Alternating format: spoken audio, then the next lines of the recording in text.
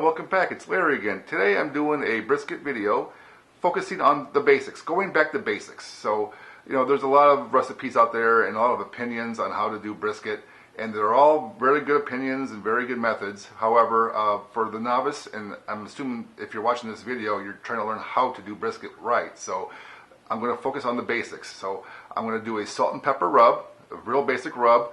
It's sort of a popular thing, I guess, in Texas. I've actually I've only been to Texas a couple of times, and I've had it, and it's really good.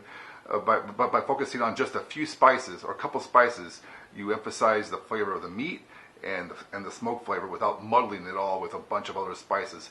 Also, I'll talk a little bit about whether or not you should foil the meat, and if so, when and why, and at what points, because there's more than one place to do this. So if you want to learn about making a good basic brisket recipe, keep watching. What I have here is just shy of a 6-pound flat cut brisket with the fat still on top. First step here is to remove a lot of this. This is way too much fat. So now with the fat skimmed off, you can see I have quite a big pile of fat here. That was a lot of fat on this one. You want to trim it down to probably about an 1/8 inch thick layer, give or take. Now it's time for the rub. So first thing I'm going to do is rub it with a little bit of oil to help the rub stick better to the meat. You can use olive oil like I am here, or some people use mustard, any kind of liquid that will help the rub adhere, just like that. Okay, now go ahead and pour on the salt. You can eyeball this, you don't need to measure this out. Just get a nice crusty layer of salt all around this thing on both sides.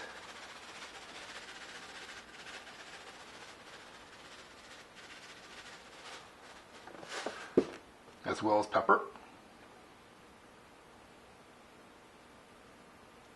Real generous. Like that, and just go ahead and just rub it in, or pat it in if you must. Get it to stick. And do the other side.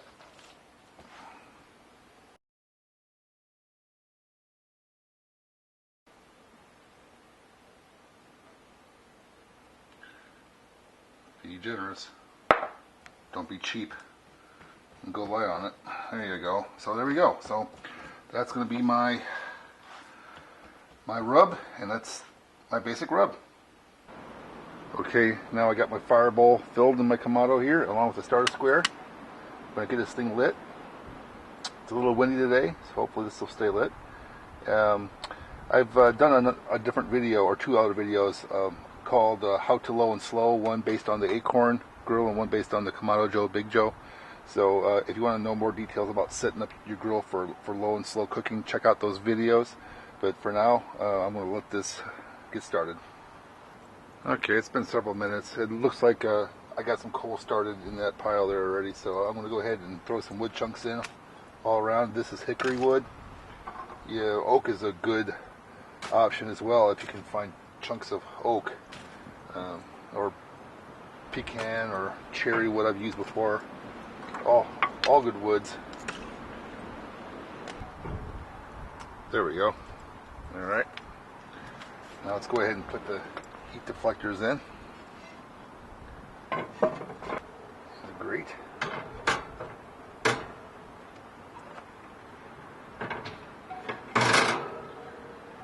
Alright, let's close the lid and let's get that thing up to temperature. I'm going to open the vents fully for a little while until it starts heating up. Now that's heated up to about 235 degrees, which, it's not an exact number. You can go as low as the low 200s, 210, as high as 275. A lot of people go, one way or the other. I prefer mine a little on the lower end, so I'm shooting for about 230, 235, and I seem to have hit the mark exactly right. So let's go ahead and open this up. Now I have my grill set up for indirect grilling, so I have my heat deflector plates above the fire for the indirect cooking. And I also like to add my little, throw on my upper rack here. You don't have to use an upper rack, you can put it on the main rack, but I a lot of times like to put a foil pan underneath to catch some of the drippings. So, and I can add those to beans or for a sauce later. So that's what I like to do. So I'm going to go ahead and close this up now and make sure I get back up to my desired temperature, and I'm going to let this thing cook all night. Now, after a few hours or longer of the cook, depending on what temperature you're cooking at, it can happen sooner or later, you'll encounter a point where the temperature of the internal temperature of the meat will not change for hours. It will stay locked in, and you'll scratch your head wondering what's going on. This is called, what everyone calls, is the stall. And there's science behind it. It's got to do with evaporation of the moisture in the meat, having a cooling effect on the cooking chamber and on the meat itself. And it sort of really drags out this whole cooking process. So what a lot of people do is that they'll take the meat when it hits this temperature. Now it varies by cooking temperature, exactly when this happens, and also varies by the actual moisture and humidity in the cooking chamber or in the atmosphere outside as well. So it can change from time of year, from winter to summer, for example. So if you're cooking from, like, let's say 200 to 225, for me at least, this stall has occurred roughly around 150 degrees, 151 or so degrees. If you're cooking at a much hotter temperature, like 250 to 275, it's probably going to hit you closer to 160. Either way, you'll know the stall because you'll be watching the probe for hours, wondering what's going on. Well, there's a way around this. If you're pressed for time, you can actually wrap the meat tightly, seal it tightly in foil, and then put it back on the grill. And what's going to happen from that point forward is that you're going to be effectively braising the meat in its own juices. It'll reduce the overall cooking time probably by at least a couple of hours. So that's the first step. Now, the second step, or opportunity to foil, if you bypass this, which I tend to do, I like to cook my briskets overnight. And I don't want to get up in the middle of the night to foil briskets. So I don't really mind the stall. I'll just let it ride until the next day. So I usually skip the foil during the stall. When you get to about 165 degrees now, that's a different point. Now that's going to be the point where the conversion happens. And what that is that it's like this tough collagen, these tough fibers in the meat, they start to render into liquid gelatin, and that's the flavor and the juiciness that you taste a lot when you do these barbecue meats like brisket and pork shoulder, for example.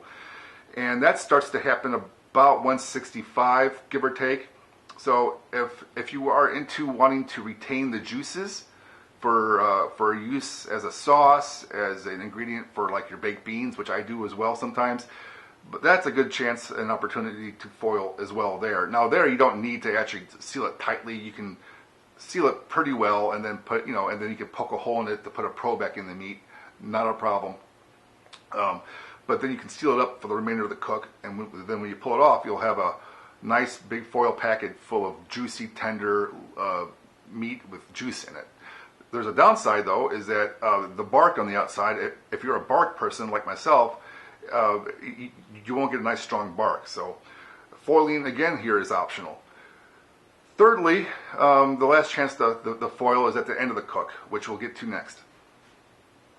So now it's the next day, afternoon actually. So I've had this thing on all night, all morning until afternoon. It's still not done, but I thought I'd make a comment here. I did not foil it, during the stall or during this transition stage. It's about 185 now. It's getting close to being done. I gradually let my grill temperature climb from the low 200s, about 230 to about 250, 255, all by itself. The next day, it was cold overnight. It got warmer today. It's just the fire's cooking hotter. I just let it go. Not a problem. And this will be done in plenty of time for dinner. Now it's time to pull out the meat. It's been going for actually about 16 hours from last night through the morning and now into the afternoon. So my internal probe says it's 201 degrees, and you definitely want to pull this thing off anywhere between the upper 90s to the low 200s, like 195 to 205. So the fact that it's reading 201 lets me want to open this up. Oh, look at that. That looks really good. Let's see. Let's give it a test here to probe it. Yeah, 200. Probe tender too, guys. This is what's important. It's not time that's important. Temperature is important, but temperature is just a way of measuring tenderness. What you really care about, see how easy this probe slides into the meat? Like butter. It's just, that is really good. So that's coming off. So what you do now is that you wrap it in foil.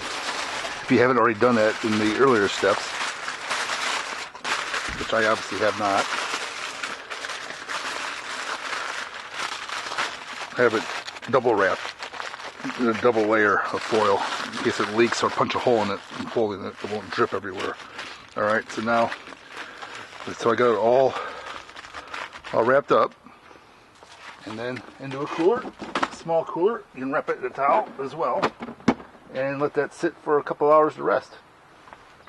And I pulled the little drip pan out, and as you can see, there's some pretty good looking drippings there. Now, it's not a whole lot, but a little bit will go a long way.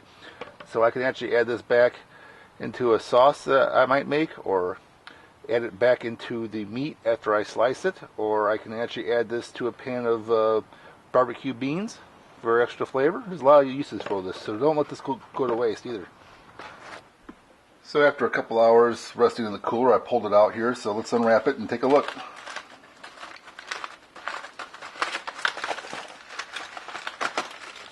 Oh, that looks really good. Alright, let's get that thing out of there.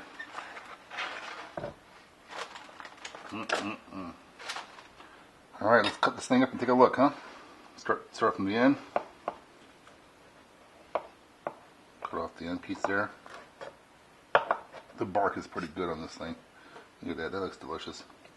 Cut a couple more pieces off of there. Oh, look at that, it's just falling apart like, look at that, it just melts apart. Except for the outskirts where it's got that nice hard bark on it. That's what I was trying to get. So, this looks outstanding. Oh man, look at that. Let's see, let me get a close-up for you. Okay, there we go. Look at that. Alright, let's pull off a piece and give it a taste, huh? Oh, look at that, it just pulls apart. Let's try this. Oh man.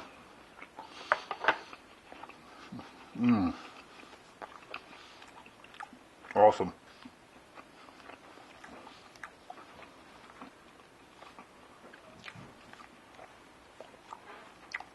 It's tender. You taste the salt and pepper in there. You taste the smoke. You taste the meat. Real delicious. Not a lot of different flavors competing for your attention, but it's out there. That is delicious. Outstanding. Alright, so I have a piece here. Let's try this now.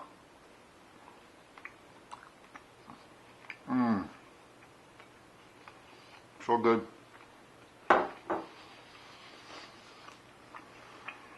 The